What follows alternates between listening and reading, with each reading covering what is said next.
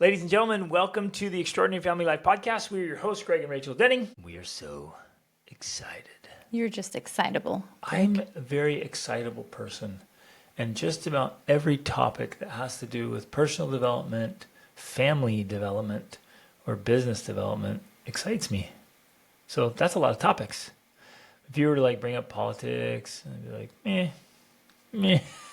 Well, what is today's There's topic? a couple things. But we're going to talk about, I would say, one of the most difficult, challenging, and rewarding, Jobs? yes, responsibilities, opportunities, burdens. Projects? Oof, that's a tough one, but probably accurate. That is in life. Marriage, hands down, is one of the most important relationships, one of the most difficult relationships. One of the most potentially rewarding relationships. Yes, it's so important. But the only way it works is if you work. You work. Yeah, the only way it works is if you work. If you do the work. And if you do the work, then hopefully, unless your spouse is one of those very rare individuals that is unresponsive to almost anything, that's rare. So have hope. If you do the work, then your spouse will start to do the work. The ideal marriage is where both individuals inside the marriage are willing to work on themselves. That's the ideal. Now, that is facilitated and encouraged in a lot of different ways. There's so many things we can do to help each other be better. So meaning we can pave the way. We can make it super easy. So there's things I can do to make it super easy for you. Or at least easier. Make it easier for you to want to improve and then actually take the steps to improve. Same for me. I don't know if it's this. We need to talk about this. If it's more one-sided than the other. But I know for sure there are things that you do that make it way easier and more encouraging and incentivizing for me to improve myself. Right. I can speak for men. I think that's both ways. You think it's both ways? Absolutely. Because for men, there's our wives, the things you do, the things you say Or don't do. Yes. Holds a lot of weight. I mean, massive amount of influence. Even when a man's trying to resist it and he's distant or cold or whatever. A woman's words and actions carry a massive amount of weight in his life. So just slight adjustments from you will often feel like gigantic swings in the burden I'm carrying. I either feel like it'll lift the weight or it'll adjust the weight. Just a little adjustment for you, and I'm like, wow, what felt impossible now feels totally doable. And it's just the slightest adjustment from you, which I think is important in this topic today, because if you consciously or unconsciously Don't do those things. Don't do or do certain things, right? The way you act, respond, behave has this gigantic influence on me. And some of your behaviors would push me to not improve. So essentially, we're talking about whether or not you can help your spouse improve. First of all, I started off before, is it even possible? Because that's, of course, an important framework to come from. And yes, we believe it is absolutely possible that you, whoever you are listening, can have a positive influence over your spouse in order to help them, first of all, want to improve, and then to actually make improvements. Yep. I think that's an important distinction. The first step is wanting. First step is wanting. Second step is actually doing it. I know there's plenty of times in my life where I'm like, I don't even want to do that. I know I should. I know exercise was one of those things for years. And if you've listened to our other episodes, you know our little thing about exercise between the two of us. That was one of my things. I didn't even want to exercise. I had to get to that point of wanting. I knew logically it made sense that I should do it, but I didn't want to do it. So I had to want it. That was the first step. So is it possible for us to be able to influence our spouse to be able to make those whatever they are, positive improvements in their life to get where they want to do the things that make them better, to make them a better person, essentially. Like we're not just talking about making life improvements, which is a part of it and important. Like we want them, maybe we want our spouse to earn more money, or we want a better house, or we want more freedom, or we want a better lifestyle, or we want them to have better health. All of that is directly connected to our personal life, but helping them to want to improve themselves just for the sake of improving, just for the sake of being a better person, which then, of course, contributes to everything else. Like it's a process and it's a journey, but one that we do feel is possible. Absolutely, 100%. So the first step is to get desire. Yeah. And the second step, implementation. But in that context, though, like you were saying a minute ago, things I say or don't say have a massive impact on you, on whether or not you feel confident, capable, safe, like you desire to do it. Safe. That's interesting. That's an interesting word coming from you as a man to use. Right. Explain that more. I guess I wasn't technically using it for myself, but I know you're using it for me. For you, but also other men. Well, yeah, I would definitely use that word. As a woman, I need to feel safe if I'm going to make certain improvements. Right. Or try to make certain improvements. If I'm going to try to make an improvement, trying to improve feels really vulnerable. Yeah. It feels humbling. Well, because first of all, and I know that, we've talked a lot about this, and we've talked about some of your clients and stuff, like one of the reasons people don't want to change is because, first of all, that requires that who you are at the moment is not quote unquote good enough. Yep. That's the first step of growth and improvement. You have to make some sort of admission that I could be better, which means I'm not as good as I could be. That's hard for a lot of people. And humbling, right? Yeah. To acknowledge that I need improvement. Right. That I'm not, and we all get it logically, like I'm not perfect, right? We'll say that. I'm not as good as I could be. But to be able to truly and honestly admit that, like in a real way that means, yeah, I'm lacking, I need to be more, that is very painful, especially at first. I feel like now it's a lot easier. Agreed. It's way easier for me, but initially I felt like your psychology is literally fighting and defending itself, like it's like telling the ego. Everything and everyone, I'm okay. Mm-hmm. I'm okay. I'm okay. I want you to love me for who I am. Yeah. And so you're fighting for okay, but because it's the ego fighting for survival. Exactly. The ego's like, no, we're good enough as we are. It's just this battle. And you're like, no, up, ego. You are not invited to this. Get out of my life. I think that was one of the most important things I did. It's like, no. And it's because it was born of deep insecurity. That I wasn't lovable, that I wasn't good enough, that I never would be, that I'd always be poor and ignorant and shy. And the ego's fighting just with claws and teeth, just holding on to keep this spot. And you're like, no, get out of my life completely. And to be able to humbly say, yeah, I am inadequate. I can be more, I can do more, I can achieve more. Not only can I have to. Yeah. Because I am grossly inadequate as I am.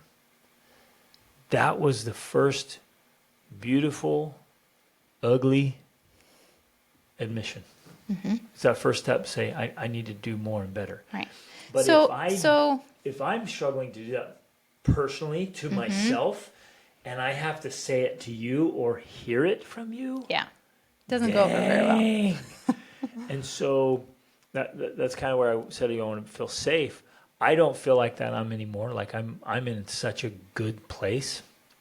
Even with you, even if you were off or something, I'm like, no, I'm good because I worked on it a long way. So I feel very comfortable in my own skin, and I'm good. But I know a bulk of people, maybe perhaps most people, if not all people, need to feel safe in their attempt to improve. Well, in their attempt to make that admission. Because it is so vulnerable. And so that's where we begin. If we're talking about can we help our spouse improve, we have to realize that that's what we're up against. And we should probably be able to understand that if you've gone through it yourself, that you have to make an admission, first off, that you're not quote, good enough as you are. And And so that's hard. That is so hard for people. take off the armor, that protective armor of the ego, and I take it off. I have to know you're not going to just pick up a dagger and stab me. Yeah, exactly. Which sometimes is what happens. And we need to realize that we may, going back to what you were saying, we may inadvertently or maybe purposefully, on purpose, be doing that to our spouse. So no wonder they're not going to let down their guard. They're not going to allow that vulnerability because they don't feel safe from you, which is hard to hear. That's painful. That might, like, you may be the reason your spouse isn't changing. And you're like, no, but I want them to. I keep telling them. I keep pointing out all the ways. I keep offering all these resources. I want them to improve. And they're like, they just keep putting on more armor. That's their response to that approach, because it's not providing a space of safety where I feel like I can be vulnerable with you, because you're constantly pointing out how weak I am and where I'm lacking and where I'm failing. So it has that inadvertent opposite effect that we're actually causing or contributing the very thing we don't want. ooh, which I'm sure it happens both ways, but I think it's maybe particularly pronounced because part of the feminine nature is to correct and Notice refine what's wrong. the masculine nature. So yeah, your job is like noticing and bringing it to my attention. So, and I tell the men I coach, I'm like, look, your wife, one of her roles is to test you. She will test you, conscious or unconscious. She will test you. She will push your limits. She will point out what's not right. And it'll easily come across as nagging. It can get manipulative, and it can get mean and vicious, where women, again, sometimes it's unconscious or subconscious. They've got daggers out and they're waiting for a chance to make stabs. And this husband's like, there ain't no way I'm taking off my armor. My own wife, she'll be the first to kill me. Right?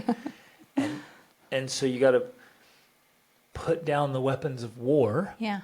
We're not saying set aside standards. We're not saying don't, be the helper and point things out. But if every time you notice something, you did it with claws, what am I going to do? Well, I'm going to wear armor all the time, and I'm going to keep my distance. My first thought was the hedgehog. You're going to roll up in a ball. Exactly. I'm the head. I'm going to roll with the ball, hold my spikes out, and you're just like, pretend I'm dead. Yep, pretend I'm dead. Make sure all my spikes are out, and just try to protect my soft spots. Right. Exactly. Yeah. Well, I can literally see the hedgehog. We have a hedgehog out rolled here. up. No, you're right. And so I'm in protective mode. So not only am I not thinking about improving myself, I'm just trying to protect Yeah, you're on the defensive. myself.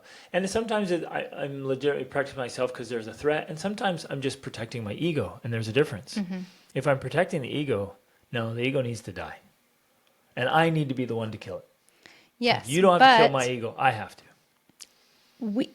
Since this is talking about what we can do to help our spouse, we have to be more intentional about creating that space for our spouse, which means we're going to have to obviously do something different, because if what you were doing created the results you wanted, you'd have the results and you wouldn't be listening, right? So whatever you're doing is not working.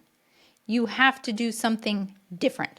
Now, one of the things that I did along the way, and I've talked about this before in our coaching, and it worked great for me, is, and I don't know where I heard it. I heard it somewhere along the way, and it just stuck with me. Whatever you think the opposite. Whatever you do the opposite. And it sounds a little extreme, but it actually is kind of effective. For me, at least, it is. It forces you to start questioning what you've been doing. Right. Say, is this really working? So when I came to find myself in a situation that I'd been in before, where I'm responding the same way I always respond, I stopped and I would say, whatever I think the opposite.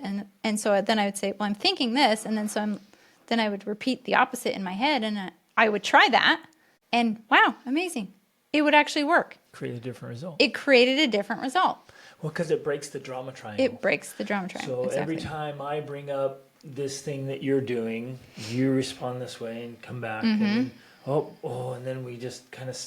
And we go round and round and round in the same... And then we don't talk about it. And then a few weeks later it comes up again, and I do the same thing, you do the same thing, come back, we bristle, and then we just... And couples will do that for years or decades. Yeah. So then what you're saying is, there it is again. the opposite I'm now. going to do the opposite. I'm not going to say anything. Mm-hmm. Or I'm going to say something totally different. Mm-hmm. And the other person's like, what just happened? Yeah, exactly. This isn't your usual response. This isn't your role. Yeah. And so that's a great catalyst for Yes, changing the conversation and eventually the desire and the implementation, exactly. like we talked about. Right. Okay, so what can we do? You're creating different patterns. Right. So, okay, and maybe that's the first thing we talk about is like, what can we do to help our spouses change? Pattern interrupters are excellent. Do something different. Than what you've done. I would say, let's just do it with us. Like, we're in a situation, and we can do this scenario where you want me to change something, and I want you to change something. I would start with like a really romantic trip, like you and I, just the two of us, going somewhere special, and 5, 7, 10 days of magical bliss. Especially if we haven't done anything like that ever or in a while. Like, go create a new experience and remember what it's like to just be the two of us in love. But unfortunately, I feel like right away for so many couples, there's already so many obstacles there. Like, All there's right, so many that's a big one, things in the way of They're like, wait, can I start this today? and that and time off and work and expectations Kids. and I'm going to plan the perfect trip and he's going to hate it, and like there's so many obstacles there that even that just can backfire in so many. Scratch that idea. Take that off the Scratch. table. Just forget you heard that. That's for another strategy. And I know where you're at a going with later that. I date. know it can work, but we have to start closer to home. You know how I roll. I know. Go Go big big or or go go. home. Exactly. It's like, no way. We're not talking about a strategy you can do this afternoon over lunch. I'm like, babe, pack a bag. We're leaving tonight. For the most epic trip ever. All right. Okay, so but pattern interrupters on a small frame. Well, and again, the pattern, they don't have to be huge things. Every single day we're living in patterns. Yep. Our entire life is habitual. Yep. Like, we're operating off patterns. What was the so number? When It was we, like 90 something percent Yeah, of everything almost we do is 90%. just repeat. Exactly. It's all habitual, which is necessary for us to function in the world. So Right. it's not necessarily a bad thing. But when we have these patterns in our relationships and we want to create different results, we've all heard it. If you keep doing the same thing and expecting different results, that's basically insanity. You have to do something different in order to get different results.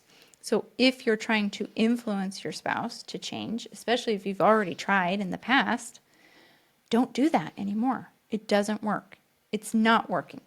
So the first thing to do is to stop that. That's a pattern interrupt. Stop doing what's not working. Stop doing what's not working. I don't care if you're just silent and say nothing. Just stop doing what you've been doing that is not working. That's a pattern interrupt. Beautiful. Then the next phase is, Well, can I? like we said, do the opposite maybe. Do the opposite of what you've been doing. I think maybe this is a good spot to interject. I was sitting here while I was listening to you. The thought occurred to me. I'm trying to get you to change in this hypothetical scenario. And it just occurred to me, I'm like, why would you listen to me? Yeah, that's a good point. It's a powerful question, because then it circles back to me. Mm-hmm. Like, I would like Rachel to do something differently, hypothetically. And I have to stop and say, well, why would she listen to me? Why should she listen to me? And if my ego jumps in, well, because blah, blah, I'm her blah, husband. blah, all this crap. I'm like, no, it's garbage. I have authority over her. I go to work every day. And I provide work for so her. hard. I'm like, yeah, okay, whoop-de-doo-dah. You want a She should trophy for respect doing me. what you should do anyways? You want a trophy for taking care of your responsibilities? Down, ego, down. Like, you're just doing it. So then the follow-up question for me at least is, well, how can I earn her listening to me? Mm-hmm. So why should she listen to me? I'm thinking about that, and I'm like, well, how can I earn that? What can I do better so that she wants to either join me and be better or listen when I have to say something? And my guess is pretty quickly each spouse would come up with a list that they know they could do better and ways they could be better to have more influence Right. and improve the relationship. So in a very fundamental, real way, the best course for helping you change something is for me to become a better person. And not hypothetical generalizations like, oh, I'll just be better. That'll never work. I can't measure that. I'm going to go in my mind palace. I'm going to think, okay, what are the things that Rachel just does not like? And I'm going to work on those things. Right. And over the years, that's happened. Over 23 years of marriage, there's these things that come up. And I know that you don't like them. Some of them I was like, well, but I like it. Either I liked it or I don't care. Right? Like the way I used to dress. I was like, whatever, I don't care. I don't care how I look. I'm just wearing clothes. Covering my nakedness. Yeah. The only reason I wear clothes is 'cause it's not okay to be naked. But then, like, there were just little things like that I know you're like, well, you wanted it a different certain way. And then finally I was like, wait a minute. I don't stand around looking at myself. Like, you see me more than I see me. I see myself when I occasionally cross in front of a mirror. You see me all the time. So I'm like, well, I'll just dress how she wants me to dress. Even though I don't like that or whatever thing, right? You wanted to make the bed a certain way or even make the bed for that matter, right? Right. I'm like, I get up, I'm like, why would I make it? I'm just going to get back in it tonight, right? That's how we were when we first were married. And you loved making the bed and then making it a certain way, making it look nice. And for years I was like, who cares? It was my very simple caveman brain. But then I was like, well, why not? She likes it like that. So it's even small things. Right. And so I think it's definitely the small things. I gain influence with you. Absolutely. By doing things you like. 100%. Yeah, because as you're sitting here talking about this, I'm like, yeah, you are very intentional about that. You are very intentional about noticing the things that I say or ask and then actually doing it, even though you don't care one way or the other. Right. And that does gain a lot of influence over me. Like I'm willing to do a lot of things for you because you do a lot of things for me. There it is. Yeah. Wow. Did you guys just hear that? It's this beautiful reciprocal thing. Now, it's not always immediate. No, it's definitely not. And I'm not holding it out as... I did this for you. I made the bed just how you wanted. So you have to do this thing. It doesn't work like that. No. And it's rarely ever, I do A, you do B. Right. It's like, no, I do A, B, C, D, E, F, G, H, I, J, K. I just keep going. B. And then I do A. Start to soften and you're like, I'm feeling generous, so I'll give you half of an A. Right? Wow, this is really imbalanced. Although I feel like your A is usually sex, and that goes a long way. It's almost like the whole alphabet. It's like A, B, C, A to Z right there, you know? Ka-chow! The whole alphabet. Okay, which is an interesting point, is some desires are so much more heavily weighted than others. Right. So I might want something from you. It means so much to me, and you're like, meh, and vice versa. So maybe it doesn't even come up on my radar, and you're like, this is so important to me. And if that comes up, do it. Mm-hmm. Man, it's a short list of things that really, truly matter to you, and I can do those things. Well, and I mean, I'm just thinking of this because you and I have not operated in that space for so long, but what a sad situation to be in if we actually purposefully do things that we know our spouse doesn't like. Like that just seems now to me childish. Yep. Why would we do that? I can't even imagine intentionally do something that I knew you hated. And yet we know it's happening. That would just feel so petty. Like a betrayal to me if I were to do that. So spitefully. Yeah. Yeah. Yeah, spite. Exactly. It's very childish. It's very immature, and it's self-sabotage. It's definitely self-sabotage because especially in the context of this conversation, if I want to help you improve, but I intentionally do things to spite you, I'm just shooting myself in the foot. Yep. My guess is that's happening pretty regularly in many marriages where it's out of anger or resentment for whatever reason or unresolved issues. And I can see that it could be happening for sure because we are not feeling that reciprocation. Right. If I feel like my spouse is not doing any of these things for me that I would like, why should I? Why should I go out of my way to do them for him? Yep.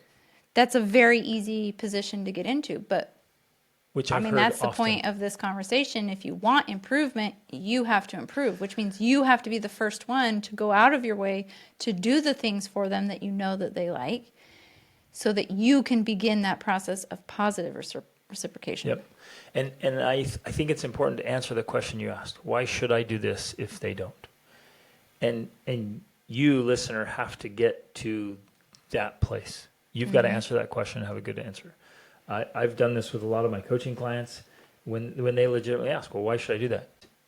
We walk through it, I ask questions, but ultimately we get to the place of here's the core answer, at least for me. It's because that's the kind of person you want to be.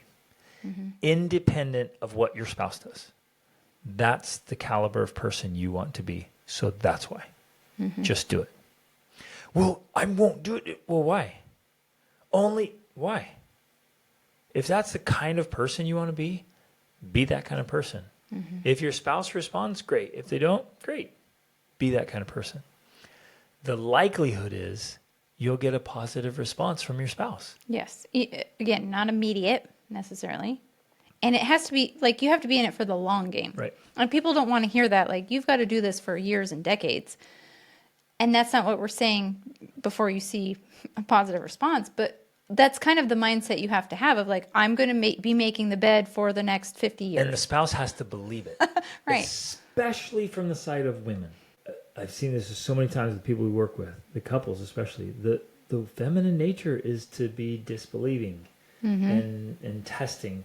And so a man makes a change and she's like, Let's Well, see how long I this think lasts. it's fascinating because I actually think that's part of like our evolutionary biology in a way, because women are the reproducers. We are the ones that produce children to continue on the species.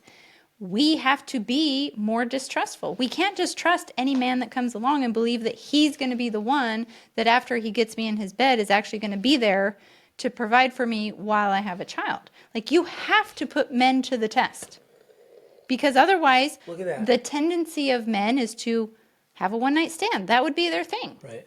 If you don't test them to know for sure they're going to be the one that sticks with you while you are vomiting and puking and breastfeeding and all the ugly stuff, then they haven't earned that right to be with you. Wow.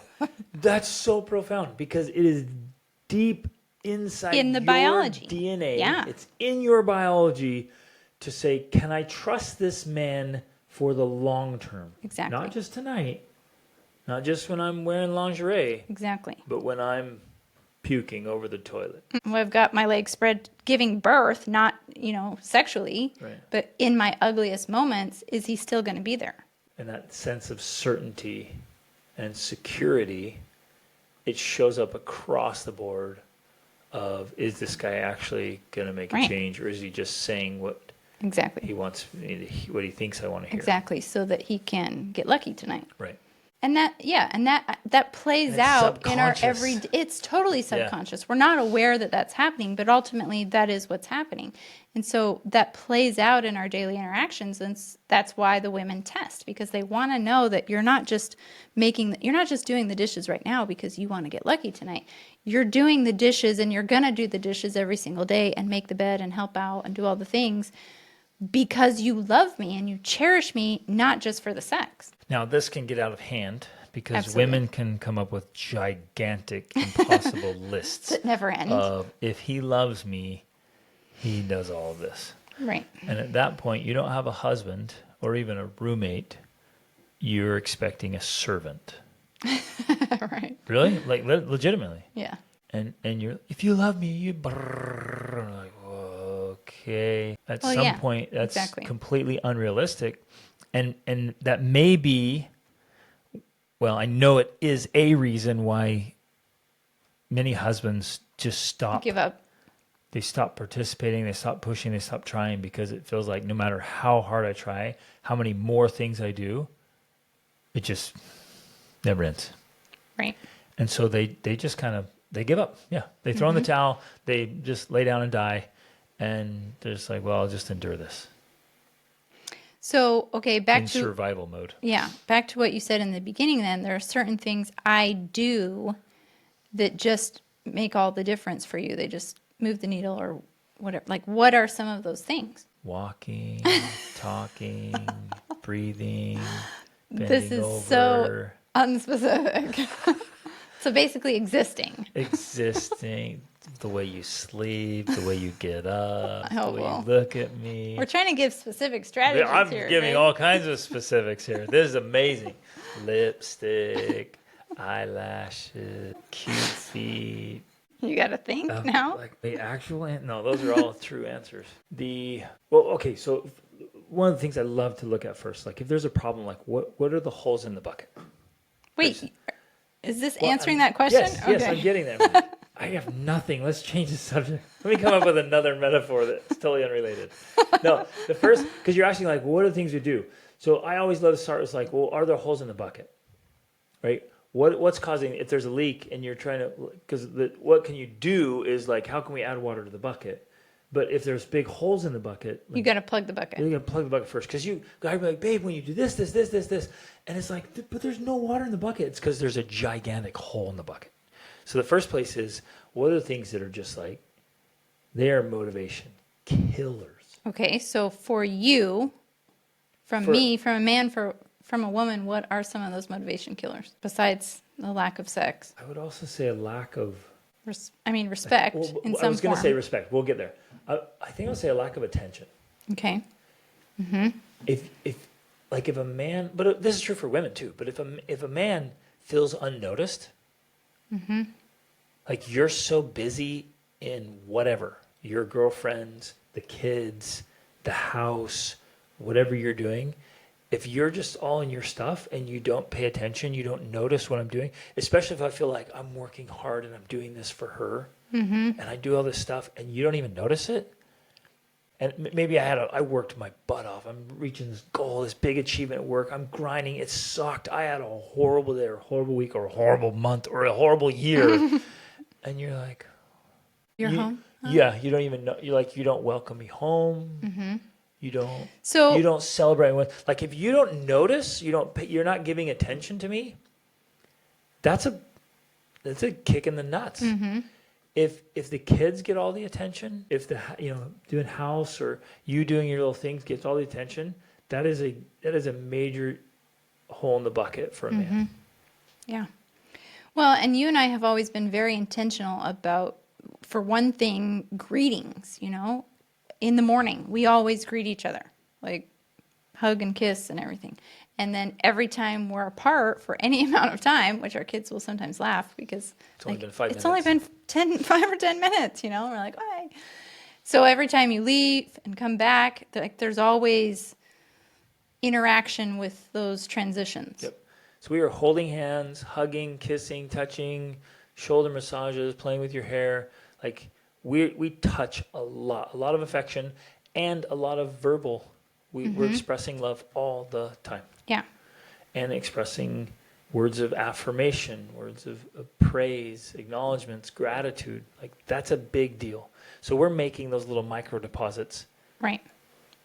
Every day. 20 to 50 times a day with each other. But yeah, so, and I know that about you. And so I try to, because again, it can be something that What about me? about the attention thing. Because I'm needy. No, well, that's what's funny. You're not needy. You're not a needy person at all. We can both be very independent. We did a whole podcast about interdependence between spouses, but it's because we are both independent that works. Because we're not talking about neediness. We're not saying like your spouse needs to be needy and you need to meet all their needs and baby them. That's actually very repelling. Yeah, exactly. A very needy wife would or be a repelling very to needy husband. Yeah, same. It's very repelling. But what it is paying attention and again, being proactive in, well, that's one way to fill the holes, like you're saying, in the bucket. If I know that you like to be greeted when you come home, well, I'm going to make an effort to greet you. And I do. I try to make that effort to greet you. When you get home from wherever you've been, I get up and I go to you to greet you rather than just like, oh, hi, you're home. And I know you had to make a conscious effort to do that. So those of you who might be new or don't know Rachel is very, very task oriented. She loves to be productive. Productivity oriented. Like she's got a list, and the list is the ruling measure in her life. Yes. So she has had, and that's just your nature, babe. Like your nature is to be very productive. And so I've watched her be very deliberate in stopping her drive for productivity to be engaged with me or with the kids. So it's a deliberate effort. And you don't throw in, well, that's just the way I am. That's just my personality. Right. That's just as important to me. Like, well, I just don't notice. There's no cop-outs. Like your strength is productivity. The inherent weakness is you could Neglect. miss giving attention to people. Mm-hmm. Exactly. And so you work on that. It's awesome. Mm-hmm. So yeah, it's like that. I do appreciate that. I think most people do, like to be noticed, and I want your attention. Mm-hmm. And again, I have to earn your attention. It's always two-sided. Of always course. two-sided. It always is. So I'm like, yeah, I want your attention, but I could think she just needs to give me more attention. Well, that may be true, but I'm like, what can I do to earn more attention? Right. What can I do to level up so much that she can't not Notice me. notice me? Exactly. So attention is one of them. Respect, of course, is a big one. Men have a deep need to be respected, to be admired by the woman they love. You know, they're just chasing, they're pursuing a woman, and they want deep down for her to respect him. Again, two-sided, because respect is earned. Yeah, that can be a tough one because so many women feel like they don't respect their husband because he's not respectable. Right. He's sitting around, he's playing video games, he's not providing, he's not helping out. She's like, what is there to respect about this? Which is true. So if it's he's being difficult. weak and boyish, it's... Yeah. So it is very difficult, but I think the key in a situation like that is to be very, very specific with your respect. Because the thing we don't always recognize is that people are multifaceted, they're complicated. And even in a situation like that where it feels like there's nothing to respect, I guarantee that if you look closely, you will find something about your spouse that you do respect. And if you will be very specific in noticing and appreciating that part of them, they're going to respond to that in a big way. They're good because they want to get more of that. Yep. Like if you express appreciation for something about them that you respect, maybe it's the fact that he's a hard worker when he's out working, digging ditches or something in the yard, and you're like, I love it that you can do that. And I love your muscle. Like I'm always talking about Greg's muscles. I need your muscles to open a can for me or to dig this for me. Like I really appreciate that. And so I point it out because that's something I appreciate. If you pick Which, the of thing, course, drives me to stay fit and healthy. yeah, exactly. So if you find the little things, even if there's just one of them or a few of them, and you emphasize those and you express appreciation for those so that it's not fake, it's got to be real, they're going to start doing more of the things you appreciate and less of the things that you don't. Yep, absolutely. So strategically praise the behavior you want. If you want your husband to play with the kids more, to be more engaged with the family, don't tell him to do it. just when you notice something, be like, and I told one of my clients this the other day, I'm like, tell your husband how unbelievably sexy it is when he plays with the kids. Mm-hmm. And she was like, it totally worked. I was like, yeah, of course it worked. Exactly. Like he comes home and he engages with the kid and you go over and you're like, it is so sexy when you play with our kids. Yeah. He's like, I will done. play. This is my new way of being. Exactly. This is my new career. Yeah. Like he's going to lean into that instead of, why don't you ever play with the kids? You never play with the kids. I hate you don't play with the kids. And it's a fight instead of a little soft praise. And the results are vastly different. So that was just a little strategic tact there that works so much. So respect and give respect. And express appreciation for respectable behaviors. Exactly. So epic fail on my part if you are respectable or you do something respectable or great and I don't say anything about it. Mm-hmm. Huge fail. Which I think is another thing that just for some reason has become the norm in dynamic for so many relationships, that when I notice something I like about you or appreciate about you, I don't say anything. Like, why? Why is that? That's how we've been taught to interact, Right. that somehow that's a normal way of being. Like, oh, I really noticed that they did that or they said that or they were that way, but You say I don't nothing. say anything Right. about it. And that has to be, in an extraordinary marriage, that has to be unacceptable. Yeah. It has to be. Like, if you think something or feel something, like, you say something. And if you're not thinking or noticing, like, you need to step That's up your where own you awareness. start, Like, yeah. you got to start with self-awareness, situational awareness, spouse awareness.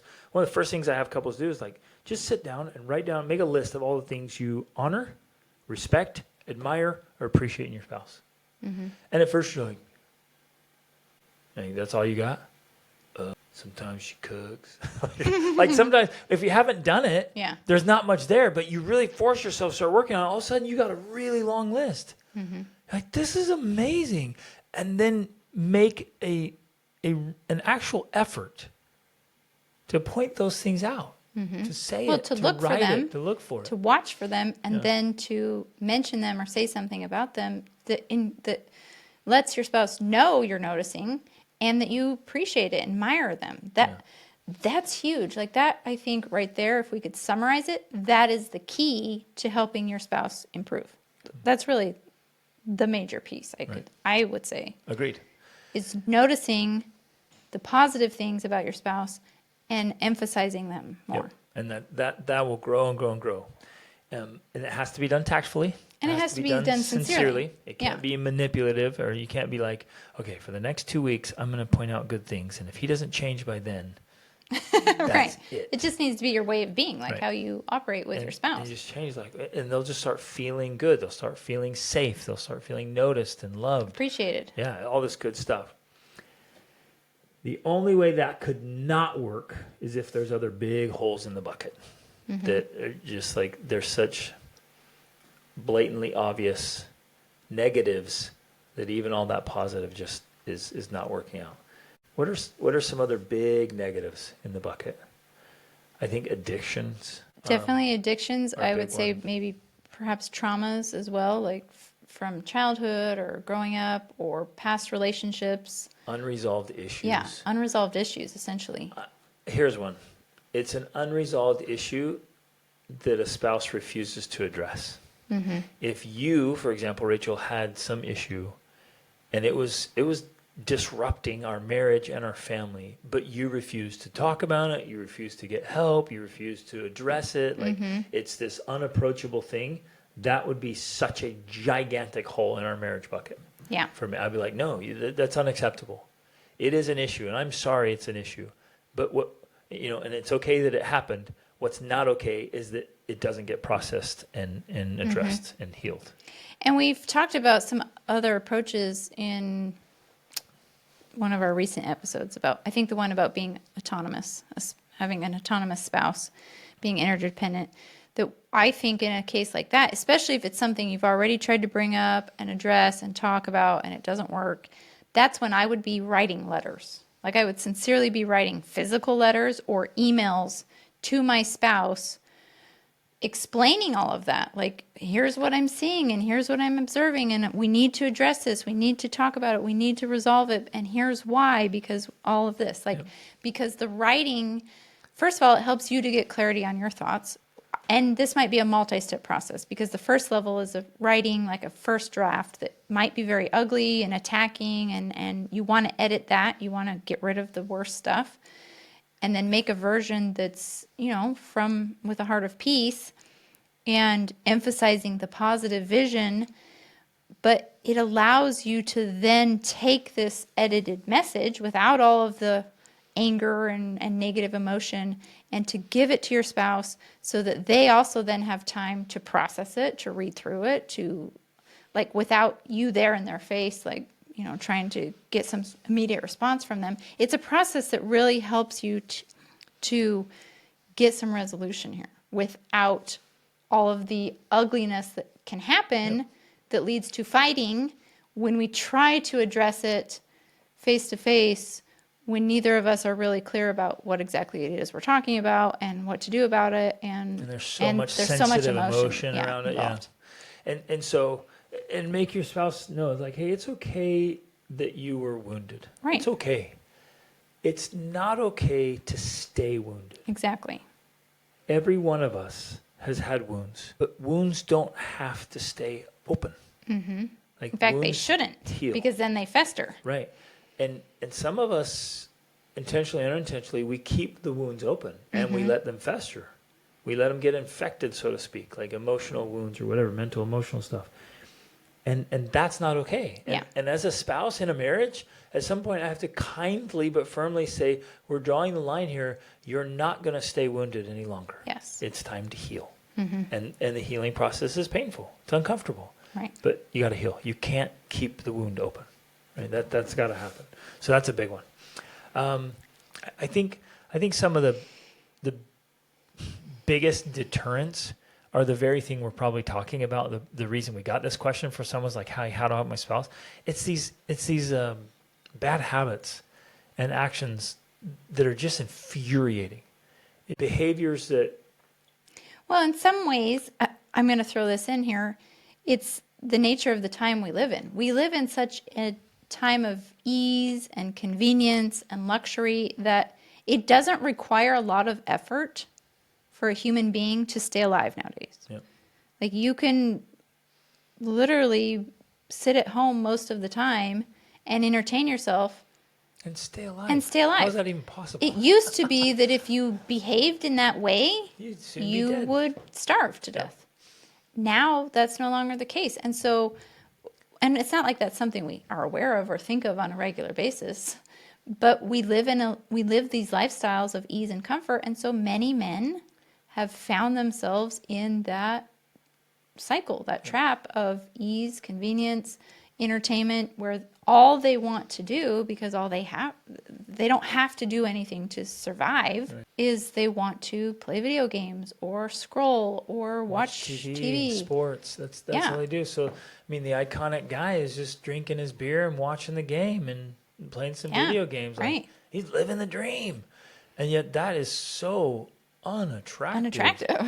Any woman with any kind of self-respect will look at a man doing it like what value are you bringing to my life? No woman respects that. No self-respecting woman respects that. She might tolerate it, and I don't know why. I mean, they often reach out to you or me and like, how do I get my husband to stop playing games? I'm like, why is he being a little boy? That's what he's doing. He's being a little boy. He's entertaining himself. How can I get my husband to stay engaged? My husband just tells me he needs to relax or wind down or have some downtime.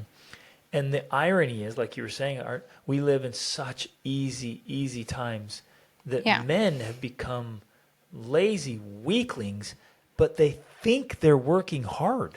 They put in a mediocre day at best, and they're like, man, I'm working so hard, because the scale has dropped so far that hard doesn't even show up. And literally it has dropped too, since today's men have 40% less testosterone than their grandfathers had.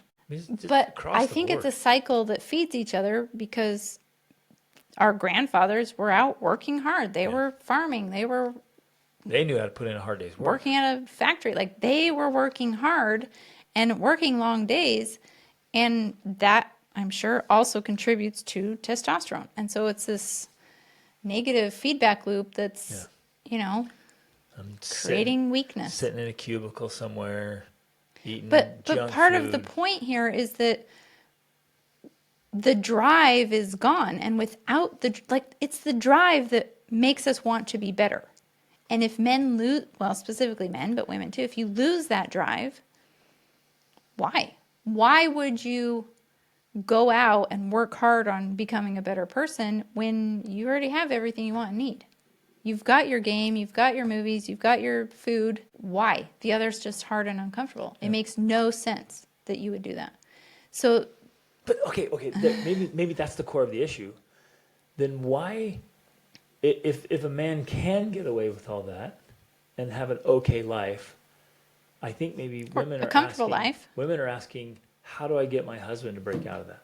Yeah. The real answer is you have, because of the role women play in testing men, you have to become that tester. You have to be the one who, and not in the nagging way that we've been talking about, but that is calling him out, like helping him to raise his standard. And that definitely includes everything we've been talking about. It includes improving yourself. Yep. It includes noticing the positive things about him and emphasizing them. But then at the same time, you are holding up the standard of like, hey, here's what we could do. And it needs to be a vision, a shared vision. That's another problem that many couples don't have. They don't have a shared vision of what it is they're trying to create as a couple. Like the legacy they're trying to leave for their children and their grandchildren. If you don't have that shared vision, then especially if once you get to your 40s and you've checked all the boxes on everything else you're supposed to do, you've got the career, you went to college, you got married, you had kids, you bought a house, now all you've got to look forward to is retirement. Yeah. That's not a compelling enough vision. We have to have something else that's more motivating and more driving that helps us say, wow, yeah, that's worth working for together to help us create and accomplish so that we can have this impact for our children and our grandchildren. And a lot of spouses don't have that vision. They don't have that. I get messages pretty regularly, actually, like, my spouse won't engage. They won't even talk about this. Has no vision. They won't. I try to explain or talk about where we could go, what we do, and the spouse is like, what's wrong with our life? We have a good life. What's the problem? Mm-hmm. And that they want to stay comfortable. They want to stay mediocre. So as an individual, if you can't get it with a spouse, create a vision as an individual for the family, and that draws the spouse into the picture. Go back to what you were saying about being the tester. You have to, so a woman or a man, either way, as you start rising and getting better yourself, it becomes a form of a threat to the spouse. Yes. And that's a good thing. It is very uncomfortable. It's scary. It's uncomfortable for both. Yeah. And so let's say you're trying to get me to level up. And so what you do, you become a better person. Mm-hmm. I'm going to notice. Yeah. If you're actually doing it. I mean, if you're just going through the motions and you think you're getting better and you're not, then that's the other thing. I don't know. There's so many issues here. Sometimes you're like, you're just a hypocrite. You're full of crap. Mm-hmm. You talk and talk and talk about all these things you want to do, and like you don't even change. Right. Like you nag me hypothetically. You nag me all the time about doing this and this, and then you just sit around on your phone all the time. Mm-hmm. And like I go to work, so you stay at home and you just sit at home and eat too much. You're gaining weight. You let yourself go. You don't even get ready. Like you just sit around nagging and complaining. And when I get home, you nag on me some more. Like, no. Right. And you tell me I need to level up. Mm-hmm. Like you're full of crap. Exactly. Right. So that's part of the issue, or could be. So the other side is, the ideal side is like you're actually leveling up. I start to notice, and it's a threat to me because it's almost like an ultimatum. Yeah. Without saying anything, you start to rise and like, if I don't do something, I'm going to get left behind. Yeah. I have had well, and literally too, because in many ways it does become threatening to the actual existence of the marriage. Yep. And at some point it should. Yeah. If one spouse is downward trending deliberately and intentionally and won't turn around. In my case, in my mind, that's a case for divorce. Like Agreed. It really is. If the spouse is unwilling to make those changes and is continually threatened by you and won't do anything about it. Yeah, at some point there's grounds for divorce. But you want to get this point, and I've had multiple over my career of helping men and helping couples. I've had multiple couples come in and they've expressed like my spouse is leveling up so much, changing so much. I'm being left behind, and it scares the crap out of them. Like, and sometimes they're like, help my spouse like not level up so much. Like, well, it's not. We don't ask people to come down. Mm-hmm. We level to our up. level. And in a few cases, like, no, but it's so scary. I'm like, great. Lean into the fear. Lean into the discomfort. Level up. Mm-hmm. And we've worked with couples that one of them starts to level up, and the other one starts to notice and starts to feel threatened, starts to feel uncomfortable, then starts trying something, starts getting results. And we've seen multiple times where eventually both of them are on absolute fire, and they're leveling up together, And they went from really a humdrum existence to now living deliberately life on their terms, madly in love, hitting goals that are way beyond their wildest dreams. And it is the coolest thing to see and so rewarding. So it is drawing a line in the sand Yeah. and setting a standard. It is taking ownership for your responsibility to really level up. And then at some point, it is just a really difficult, hard conversation that's Well, done with lots of diplomacy. multiple hard conversations Yep. over time. So how would you approach that, Rach? If there was something that you wanted me to change, and it needs to be said, it needs to be talked about, how would you approach it? Well, I know for me, early on when we were married, I used to avoid that. I didn't want to have conflict. I didn't want to have confrontation. I didn't want to have difficult conversations. I wanted us to always interact in ways that were pleasant and happy and pleasing and feel good. But over time, I began to realize, and I started to see the pattern that when we had our most difficult conversations, that often led to the biggest positive changes. And so I learned to, I guess, embrace it and almost welcome it. Not that Pavlov's dogs there. yeah. Not that I You're wanted like, wait, it. hard conversations get real results. Let's go. Well, and actually at this point, I would say, yeah, I do want that. But we've learned to do the hard conversations in a way that's not necessarily unpleasant or negative. I feel like they're positives all the time, if that makes sense. Agreed. And That doesn't I don't mean feel that doesn't mean every moment of it is positive per se, but I don't dread them, if that makes sense. Yeah. So I learned I live in such marital bliss that I can hardly remember the last time we had a difficult uncomfortable conversation. I can remember the last Oh, one. I bet you remember. It was all in of Turkey. them. Was it? At a hotel. At the hotel? Yes. Okay, I remember. And that was a That was a hard one. That No, was actually, a we hard had a one? hard one. We had a hard one in the Sahara Desert. I don't remember that one. It was the day we were supposed to get family pictures taken. Yep. But again, it was a difficult conversation. It wasn't good timing to have it, but we had it and resolved it within less than 30 minutes. That's how good we've been able to get at it. Yep. Where that was previously a situation that would have taken us a week, maybe, to resolve, to talk through, to work through, to figure out exactly what was going on and why we were each upset and hurt feelings and huffing and puffing around. And instead, we had 30 minutes and we got it done and resolved it. And I'm talking about real resolution, where we both feel better. We're not just faking it. We're not just pretending we feel better. It's like we discovered the issue, we addressed it, we found out exactly what was causing it, and then we created a resolution within 30 minutes and then could go literally move on with the rest of our trip. Done. Right? That's what I'm talking about. But the only way we got to that point is because instead of fearing or resisting those difficult conversations, we actually learned to embrace them and to encourage them or to push for them or to say, hey, no, we got to have this talk. And by doing that, it increased our ability and our skills to be able to have those talks and to have them faster. And they are the catalyst for true lasting change. Yep. Like when you can have that difficult conversation about the proverbial elephant in the room, that's what actually creates change. But as long as you keep avoiding it and you don't talk about it, it's the wound that doesn't heal. Yep. That's what it becomes. And then if that happens issue. again and again and again, you're just covered with wounds and you can't talk about anything. And no progress is made, no improvement is made. And that's literally how people get stuck. Yes, you're spot on. Okay, let's talk about the one in Turkey.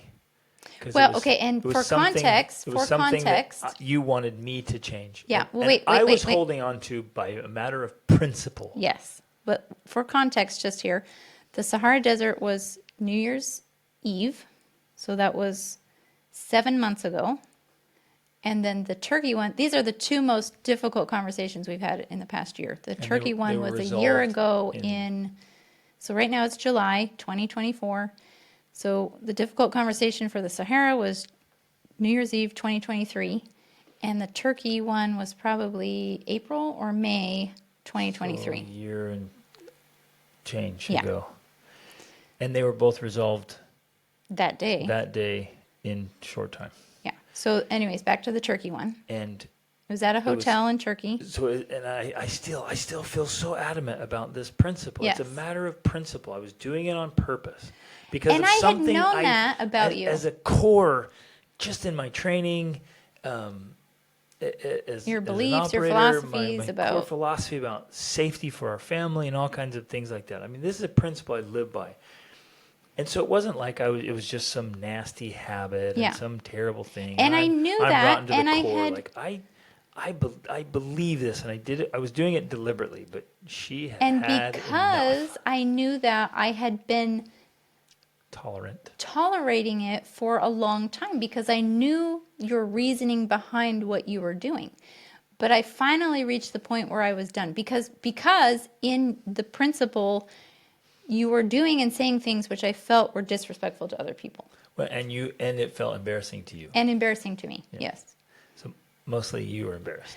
But I wouldn't necessarily say mostly. I would say at first, mostly I was embarrassed. Yeah. I think what finally drove me to firmly say something was when I convinced that it was also disrespectful to True. people who did not understand True. why you were doing Right. it. And I agree on that Yeah. point. I never That wanna was be the convincing point for disrespectful you. to people. I never want to fire a shot at somebody who's inadvertently standing in the way of the person causing it, right? Yeah. I don't want to throw a punch at the guy who deserves it and accidentally hit the person standing in between them. Yeah, exactly. And so you just drew the line. We went up to our hotel room and you dropped the hammer in front of the kids. Because we're sharing a hotel room. And that was that. And you dropped the hammer hard. And I was still like, and still to this day, I'm like, but those are the principles I believe in. I believe in the principle and practice. But I saw your point. I understood how much it means to you and how adamantly you felt about the other perspective. And so I'm like, okay, done. And it's done. It's no longer an issue, right? Because willing to have the hard conversation, to draw the line and say it how it is. Now, you weren't mean. And I wasn't like derogatory or attacking. I simply, Okay, it felt like an attack. because when we have the hard conversations, it can feel like that. That's why Yes. we avoid them. Right. Well, yes, but it wasn't necessary. Okay, in some of these instances, it could be a straight up attack, and Yeah. those may be necessary. Sometimes they are, yeah. Like you're doing this, and it's unacceptable. Mm-hmm. Like this, I'm bringing the battle right now because it has to stop. Yeah. Right? Well, In and we've some heard of that in instances. situations, especially regarding to one parent's treatment of the children, Yeah. where they're like, "No, that's wrong," and you're doing. This You stops. have to stop that. Yep. This is unacceptable. Yeah. And that could be the case with Lots of things. Okay, it happened recently with a couple I was working with, a gentleman I was coaching, where he had had a porn problem for a long time, and it got so bad and so ugly. There was a hard stop. Mm-hmm. And I recently heard from him. It's like nothing, no looking, no nothing for several months, Mm-hmm. which is the first time in decades, I think. I mean, they're better now than they've been maybe ever. So I was so excited, so Mm-hmm. thrilled. It's like, it's hard stop, right? And the things that matter that are big are worth the big, They're worth that quote unquote attack. yeah, the big thing. So, but you don't have to be mean. You don't have to be insulting. Right. There's no name calling, but you can And let the emotion and the intensity I come was out. passionate about it, and Yeah. I was persuasive. I was using debate techniques to basically convince you of why I believed what you were doing was not appropriate. And so, but that's like, it's not attacking. It's not attacking your character. It's not saying bad things about you. It's presenting the issue in a way that convinces you to believe why my point of view may be correct. Right. And where I don't have to abandon my principles. Right. I just need to, and so there's an example right there of the hard side of this. Again, we've covered so many things in this episode, and they all matter. And it's, when you say, well, how do I help my spouse change? We just It's gave going to you be a like multifaceted approach. 47 things that you have to do, but it Not all at works. once. And wisdom will help you know which one you need to use today. Right. And But then tomorrow. the more you do and the sooner you do them, the quicker you get the Yes, results. exactly. So if it were me, I would do all of it, but that's just me. I would go all in, everything. I'm like, hey, if As this soon as possible. is really affecting my marriage, is this really affecting our life? I'm going to go all in. I'm going to become obsessed with this, and I'm going to do everything I can to have influence, and I'm going to do everything I can to make it easier for you to change if I wanted you to change something. Well, and plus the more that you do and the sooner you do it, the sooner you get feedback. And that's Yes. really what you want. A lot of times too, people think, well, I tried this and it didn't work. Well, great. What you did receive was feedback. Yep. That thing for your spouse in this situation doesn't work. Try a different tool. Yep. Like we've given you a lot. Try a different tool if that one didn't work. Instead of like, that didn't work, I guess I'll just give up now. No, keep going and keep applying and trying different tools until you get the ones that produce the response you want, and you know it. I mean, that's the easy thing. It's easy to tell if something works because you actually get a positive response, or at least you don't get the normal response that you used to get, because that is a positive response, Yep, right? exactly. When you're making changes. And then you keep using more of that thing. Of what works. And some of you guys might be sitting here listening and you hear the 47 things we mentioned. You're like, well, how do I do each one of those more effectively? Yeah, exactly. Which is That's why when you send us questions and we make more episodes. Well, yeah, more episodes, but that's why I have the masterclass and live 20-day coaching. challenge. And Rachel has the 20-day challenge with live coaching. Every week we're meeting and going over very specific things and how to get these things done. So it's almost like it's an expanded view on each of the 47 things you have to do It's to an have. interactive podcast because we're doing Right. this, but And we're you're actually answering your Right. specific And you pause, question. you're like, well, how do you do that? Okay, what about this? And what if a spouse does that or a child does that? And then that's where you get it. I want to end by emphasizing as strongly as I possibly can, whatever you do, do not accept non-improvement. Don't just acquiesce. Don't just settle. Don't just say, well, I can't change that, or I can't change my spouse. So I'll just tolerate it. I'll just leave it as it is. Do not do that, please. In life, you get what you tolerate. And if you just tolerate that, you're going to get it, and it'll get worse. It'll get uglier. It's not going to just stay the same. It Yeah. can't. You'll just build in resentment. So whatever you do, keep trying to figure out ways to create change. And if you're saying to yourself right now, I've already tried everything. No, you haven't. If you've tried everything, you wouldn't. You'd have the results. Yeah, you wouldn't be still struggling with it. You'd have the results. So keep trying until it works. If you need coaching, get coaching. Rachel does coaching. I do coaching. If what you're doing is not working, do different things and do them better. And maybe do them with more intensity or more, maybe with less intensity, whatever. Like, you got to figure this out until you get it to work. But 100%, it can work. We've seen it work so many times. I think one of the most rewarding things I get from the work you and I get to do is when we help one person and a couple months later they come back and they're like, my spouse is a totally different person. And the only reason is because I improved myself. I didn't have to say anything. I didn't have to do anything. I just went into this strategy, and within weeks or months, my spouse is like, I'm on board. Let's do this. Like, that is so rewarding to me. Yeah. And it's so powerful. We've seen it tons of times, so it works. Okay, love you guys. Reach upward.